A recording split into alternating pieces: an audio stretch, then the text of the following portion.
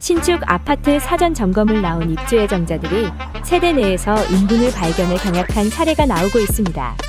사전 점검은 입주 예정자들이 입주하기 전 물건의 하자나 건의점을 찾아 보수를 요청할 수 있는 제도입니다.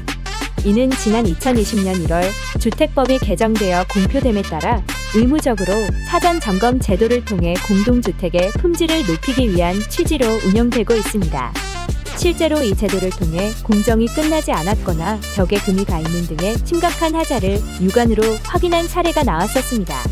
하지만 세대 내에서 시공에 대한 문제가 아닌 인분이나 오물 등이 확인되어 입주 예정자들이 분통을 터뜨리는 사례가 심심치 않게 발생하고 있습니다.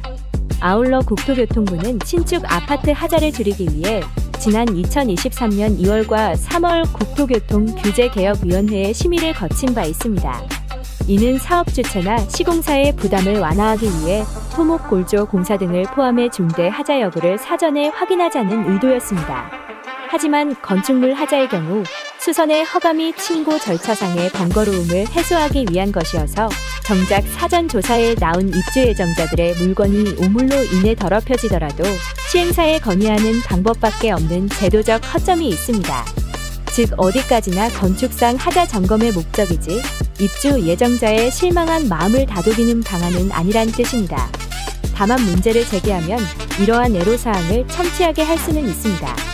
그렇다면 입주 예정자들은 인부들이 설치한 것으로 보이는 함정을 피해 최대한 침착함을 유지해야 하는 숙제가 있습니다.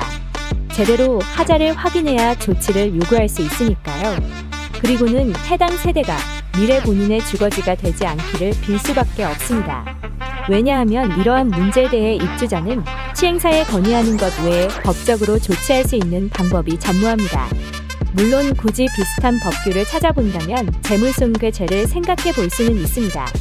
재물손괴란 타인의 재물을 손괴 또는 은닉하거나 그 밖의 방법으로 그 효용을 해함으로써 성립하는 죄입니다. 예를 들어 누군가가 어떤 이의 밥그릇에 자신의 오줌을 채워넣고 그 사실을 고백했다고 가정해봅시다. 그러면 그 사실을 전해들은 이는 이미 누군가의 요강으로 사용된 자신의 밥그릇을 더 이상 사용하지 못할 것입니다. 이 경우 굳이 물건이 없어지거나 깨지지 않았더라도 감정상으로 밥그릇 본래 의사용 목적에 공할 수 없게 만들어 재물손괴죄를 적용할 수 있습니다.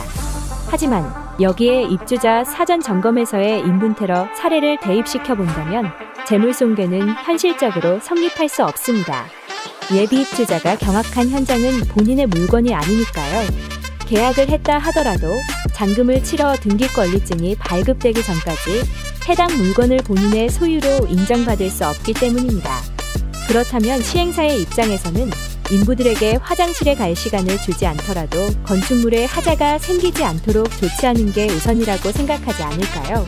또한 이러한 상황이 앞으로도 유지된다면 향후 점검에 나선 예비 입주자가 세대 내 설치된 인분을 보고 오히려 건축물에 대해 안심하는 현실이 올 수 있습니다.